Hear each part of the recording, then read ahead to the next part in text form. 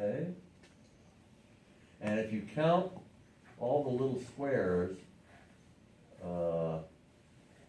you'll get an amount of time that's pretty much consistent with a heart rate of about 72, which anything from 60 to 90 is regarded as normal. Okay. So the P wave, depolarization of the atria. This is initiated by the firing of the SA node. The PR interval is the amount of time between the P wave and the QRS complex. Measures the amount of time the impulse is stored in the AV node. QRS complex is depolarization of the ventricles, the pivotal event of cardiac function and of cardiac output.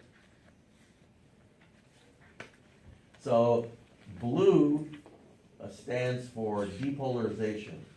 So here we're just starting to depolarize the atria. Okay, so we get about the first half of our P wave.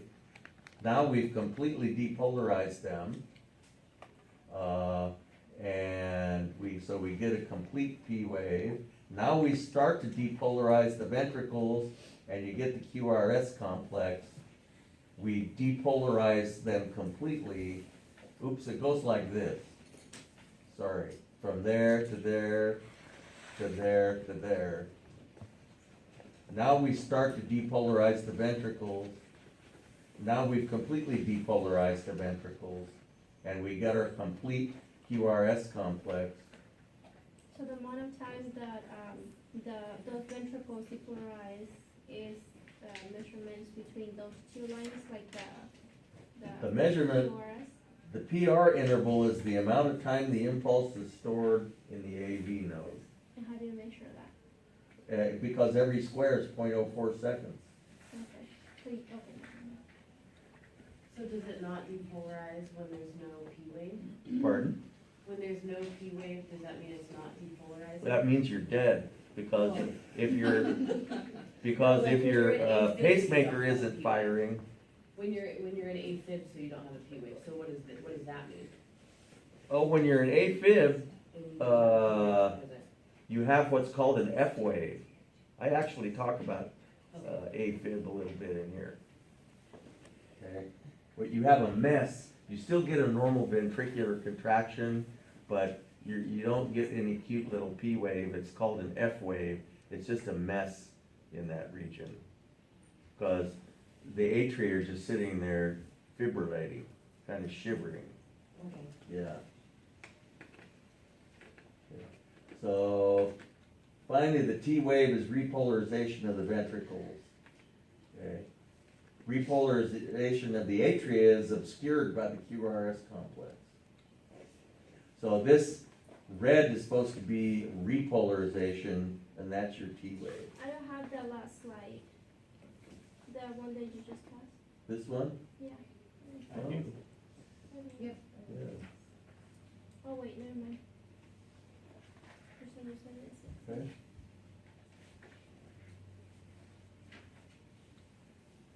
So, let's talk about some pathology since it's of so much interest. Myocardial infarction, often called an MI, 91% of all heart attacks are of this variety. And basically, it's caused by having high LDL levels, and your LDL levels, they say, shouldn't be over 100.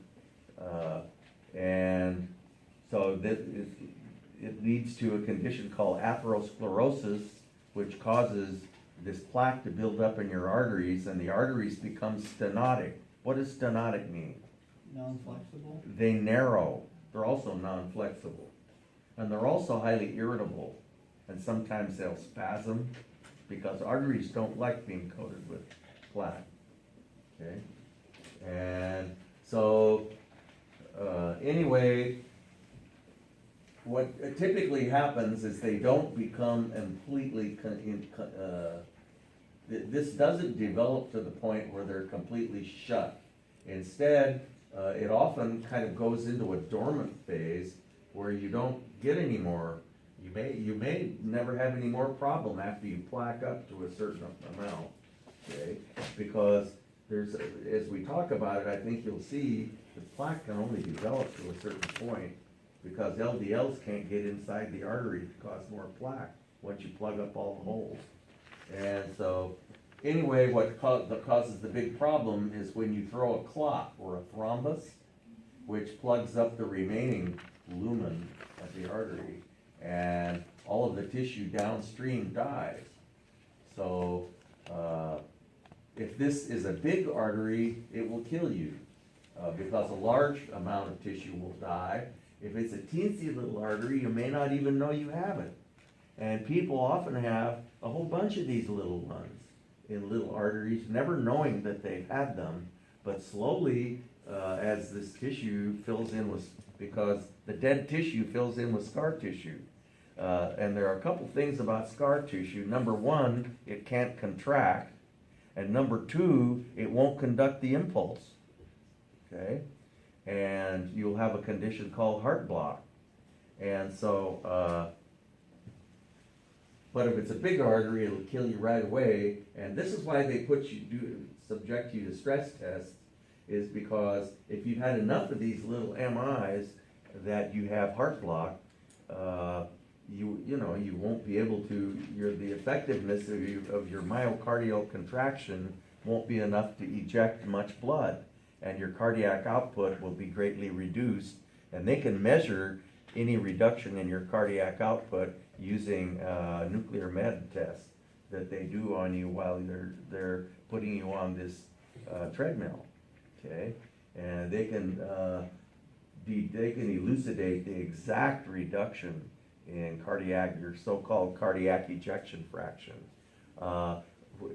Your cardiac ejection fraction should be about 85% when you're at maximum stress. And if it's only about 40%, instead, they conclude that you had a bunch of these little MIs and you've lost all that cardiac output. And it's, of course, that's what they want to know. And then they'll probably want you to go get an angiogram, which I would really think twice about. I went down and did a stress test down at a place which I guess shall remain unnamed. And anyway, their equipment wasn't working very well. They even told me that. And so at any rate, my doctor wanted me to go to Medford and get an angiogram. So I went and saw this cardiologist, and he said, are you having any symptoms? And I said no, and he basically said, get out of here. But not before he said, do you know that, and he gave me some statistic, how many people die from angiograms, and I said, yeah, I know that. I said, I didn't think you'd want me to do this, but I thought I'd come anyway. And it was a good experience, but basically he had no desire to give anybody an angiogram who wasn't having pretty severe symptoms. That's a really invasive procedure, and you only want to have one of those if you want to know where to put the stent, basically, which is an even more invasive procedure, or they want to know, which arteries are occluded and that type of thing, so they can do something specific about it. So anyway,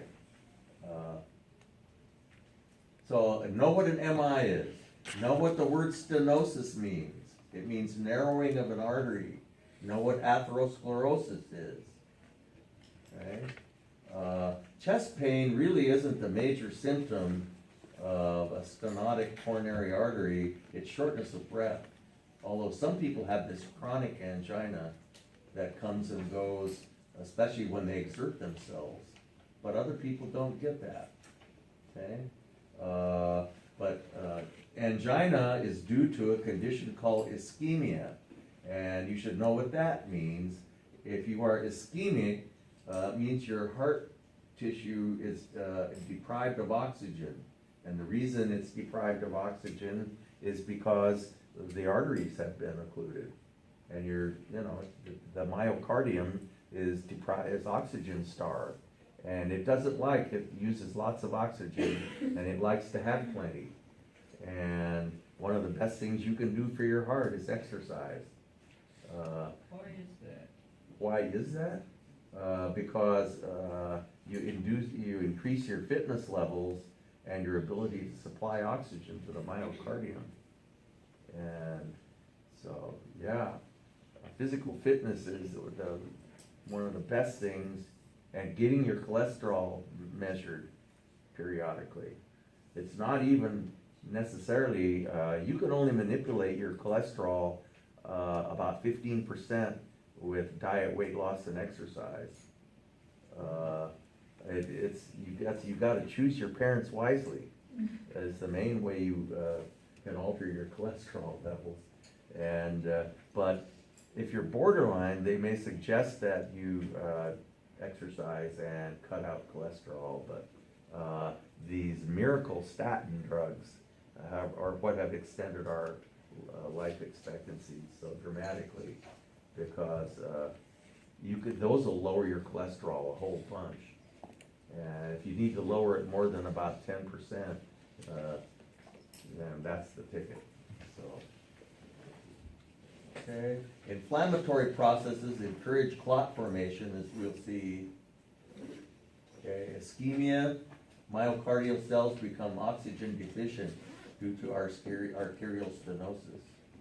Okay. And when you exercise your heart, and it too becomes like any muscle, becomes more fit. You know, it's, What did ischemic? ischemia is right here.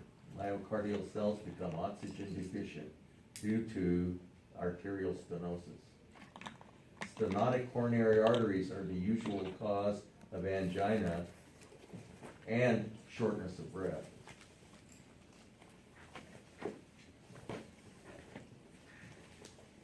Okay, so know what stenosis, ischemia, and infarct mean. And we've defined all those, and there are the definitions right there. Because you will be quizzed on those words.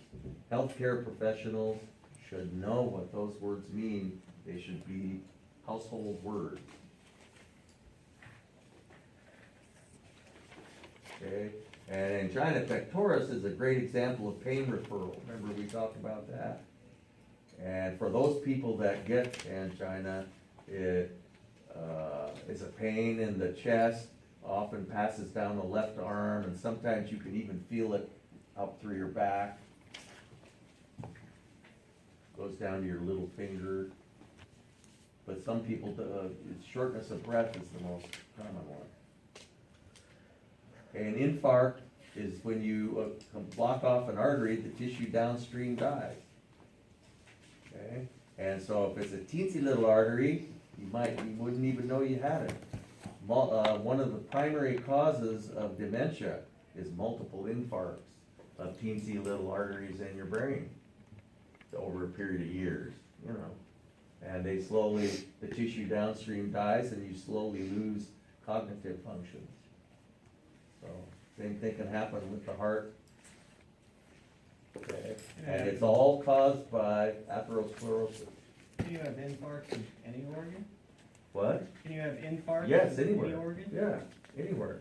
It's just when an artery gets blocked, you ever heard of a bowel infarct? You can have a huge section of your bowel removed because you have a big bowel infarct. So, very radical procedure. Let's look at some pathology on EKGs. This is pretty hot stuff. Okay. First, let's define normal sinus rhythm. This is a term you like to see next to your name. Each normal sinus rhythm is defined as each P wave gives rise to one QRS. I've got a quiz question on this too. There's only one P wave per QRS. The PR interval is somewhere between 0.12 and 0.20. If it's any longer than 0.20, you have heart block. QRS complex, it's not wider than 0.1. Okay? If you have a wide QRS complex, the impulse is not being delivered crisply and all at once to the ventricles. and your heart rate should be between 60 and 90. Okay, so it should look like that. And if you look at your PR interval here, count the squares. 1, 2, 3, 4. 4 times 0.04 is 0.16. So that lies within the range of 0.12 to 0.20.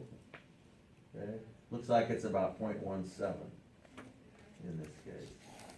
And the width of, you have a nice narrow QRS, the width of it, well, even if you say, call it from here to here, it's still not, well, it's definitely not more than 0.1, no matter what you're gonna call it. Maybe from there to there, that's about 0.06. So, okay. A lot of times you'll get weird things like your ST segment will be depressed, or an inverted T wave is another thing you hear about as indicative of ischemia.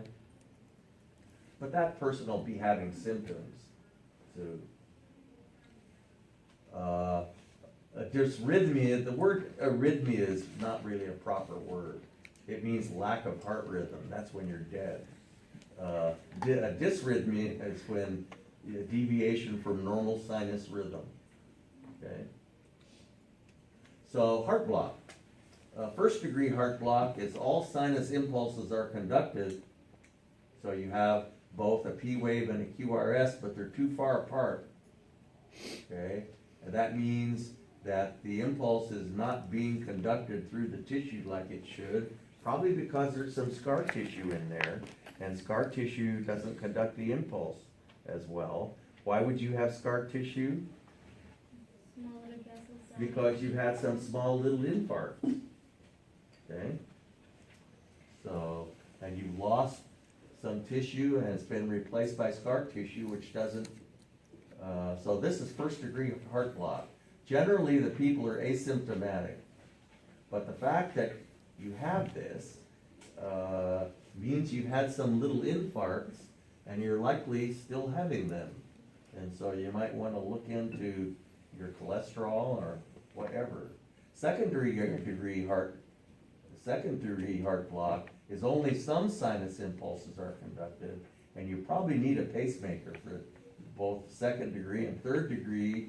No sinus impulses are conducted. You'll be dead if you didn't do something about this a long time ago. Because all you're having is P waves. So here is, we see a P wave and a QRS, and if you count the squares, it's a whole lot more than 0.20. Because if each one is 0.04, that would be 5 squares. 1, 2, 3, 4, 5. There's about 6 or 7 squares between the P wave and the QRS. Okay, so this is first degree heart block. Here we get a P wave and a QRS, then we get a P wave and no QRS. Then we get a P wave and a QRS. So you see that your cardiac output is, the QRS is what gives you your cardiac ejection fraction and your cardiac output. So this individual would only have 50% of normal cardiac output and would be in desperate need of a pacemaker. So there always have to be a PQRS, always, it's PQRS. Well, it's a P wave and a QRS, yeah. PQRS. P wave is depolarization of the atria, QRS is depolarization of the ventricles. Here, we have a whole bunch of P waves and no QRSs. A bunch of other funny looking stuff. Bundle branch block is where you have scar tissue in this region and the impulse is not being smoothly delivered to the ventricles. It might be delivered to the right and left ventricles, not at the same time. So that'll split your QRS complex into 2. And these are your leads. You get a different appearing signal at each lead. And you see, this is much wider than 0.1, isn't it? Because you split your QRS. So when it's split like that, they know right away you have bundle branch block. Okay, someone asked about a premature ventricular contraction. Okay? And basically, a premature ventricular contraction is due to what's called an ectopic focus. That's where when your heart isn't happy, it becomes very irritable. And if some other part of the heart can act as the pacemaker, causing you to have a contraction, a premature ventricular contraction before you're supposed to. Okay, you're not just starting at the SA node and traveling down into the ventricles. It might be that the ventricles are serving as the pacemaker. Okay, and so one PVC is okay. They start to get concerned if you have more than 3 in a row, because more than 3 in a row can develop into ventricular tachycardia, which is VTach, and that's where your heart is beating abnormally rapidly. And if it beats too rapidly, there's not enough time to squeeze out the contents of the ventricles, and it reduces cardiac output. Not only that, but VTach can evolve into VFib, ventricular fibrillation, which is sort of synonymous with death, because your heart's just sitting there and shivering. It's beating so fast, and it's not ejecting its contents at all. Okay? So some other part of the heart is acting as a pacemaker. You get a PVC, and sometimes shown as an inverted QRS, sometimes not. But if they start, here's your normal QRSs, and all of a sudden you start to see those guys. And something like this is not good at all. This is VTach. Okay? And here's a person, people who have just had a heart attack very often go into VTach, which is not a good sign, because the next thing you're likely to go into is VFib, which is, there's VTach, 150 to 250, and you're just not going to inject the contents of the ventricles like you should. Okay? And ventricular fibrillation is where it's contracting at a rate of 350 to 450. It's just sitting there shivering. And when you've just had a serious heart attack, your heart is in a state of shock, and all the tissue all over the place becomes highly excitable. You develop multiple ectopic foci, and that are just firing all over the place. And the best thing to do is to stop the heart entirely if you're in VFib, and let it start all over again. And that's why these defibrillators are for. Okay? And so there's ventricular fibrillation. It's kind of like flatline.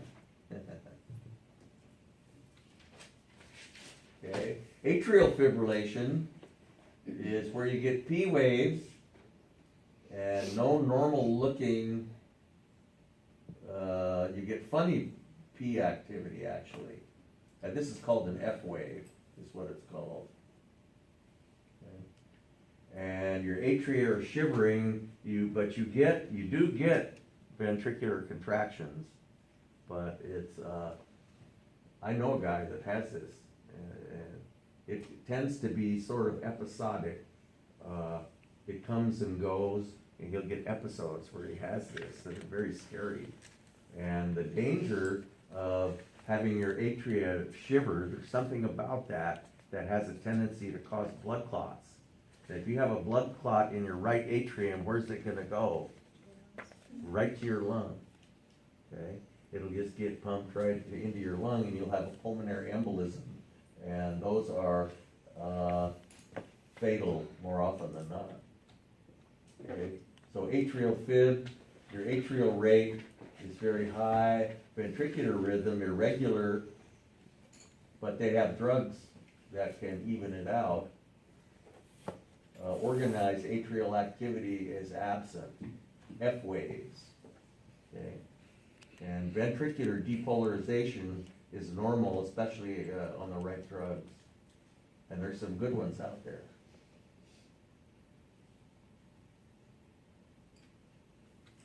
Okay? An ever-present danger faced by those with atrial fib is thrombus formation. So these people almost always take, Coumadin or dicumarol or one of those anticoagulants. Okay, pacemakers, aren't put in like that anymore.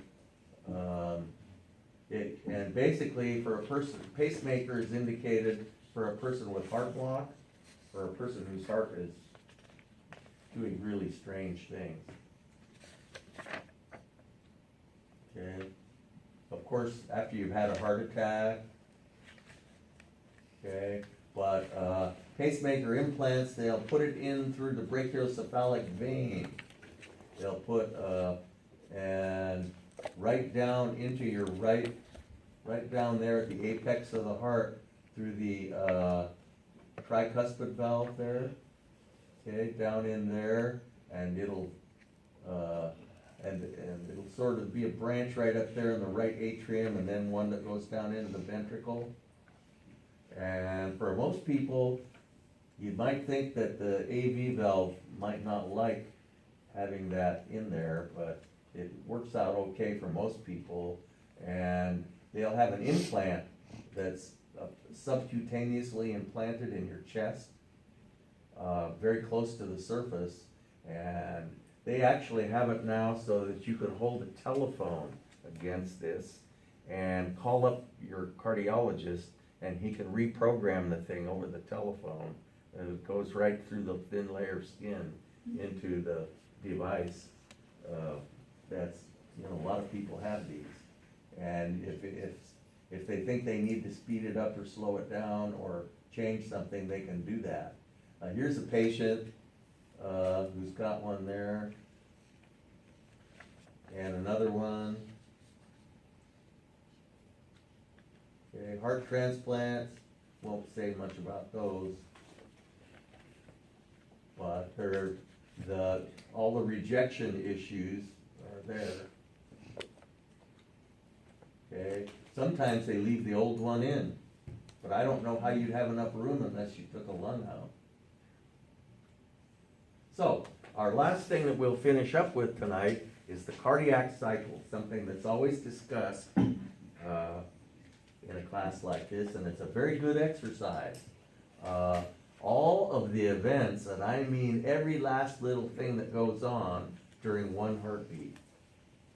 Okay, and one heartbeat lasts about 0.8 seconds, and boy, there's a lot that goes on. And we'll want to become familiar with some terms. Fluids tend to flow from regions of high pressure to regions of low pressure. We all sort of know that. If you squeeze on a liquid, it'll want to go somewhere else besides where you're squeezing on it, right? Okay, that's another way of saying this. So, if you have two different pressures down the length of the tube, you'll induce pressure flow. That's how a syringe works, okay, with a pressure differential. Words that you should know exactly what they mean is systole and diastole. So systole is when the heart contracts, and diastole is when it relaxes. And your systolic and diastolic blood pressure are the high numbers and the low numbers of your blood pressure. Okay. So systole is that part of the cardiac cycle during which the heart's contracting. And the other part is when it's relaxing, diastole. And there it is. So, let's talk about this. You'll get used to looking at this. We've got a bunch of different segments here. We've got this business here. We've got this business here. We got that there. We got that there. And we got that there as the EKG. Okay? So this is the P wave. So this is right when the heartbeat begins, isn't it? The SA node fires. And so you're not surprised to look up there and see atrial systole. All of these different little regions of the cardiac cycle are terms that you should be familiar with. And we'll go through each one, okay? Atrial systole is when the atria are contracting. It's not vital to life that our atria contract, because the blood just kind of falls into the ventricles anyway. But it is vital that the impulse be transported through the atria to the AV node, okay? So anyway, what we're looking at here is pressure, and the dotted line is pressure in the aorta. By the way, we're looking at the left ventricle always in this picture. The dotted line is the pressure in your aorta, okay? And we're not surprised to see that when the heart contracts, it goes up, but then it never drops to zero, does it? Okay? And we're also not surprised to see that the numbers are between 120 and 80 millimeters of mercury. So the dotted line is pressure in the aorta. The solid line is pressure in the ventricle, the left ventricle. The pressure in the left ventricle drops to zero when the heart is relaxed, okay? Because the semilunar valves shut, and so the blood can't come back in from the aorta, and so you have blood just kind of falling in from the aorta under virtually no pressure, really. And so there may be just a little pressure, but it's minimal, okay? So the pressure in the left ventricle is pretty close to zero when the left ventricle is at rest. But then we have the QRS complex, which means the left ventricle is going to contract like crazy, giving rise to heart sound 1, because that's when the AV valve snaps shut. And there is a very brief period of time where all 4 valves are shut, okay? And the ventricles are squeezing like crazy. All 4 valves are shut. This brief period of time is called isovolumetric contraction. Isovolumetric means that the volume is not changing. The volume in the left ventricle isn't changing because all 4 valves are closed. So it can't change. But the pressure is going up like crazy, isn't it? And finally, when the pressure in the ventricle equals the pressure in the aorta, the semilunar valve opens, and we leave the isovolumetric contraction phase and go into the cardiac ejection phase, which is right here. And the cardiac ejection phase is where the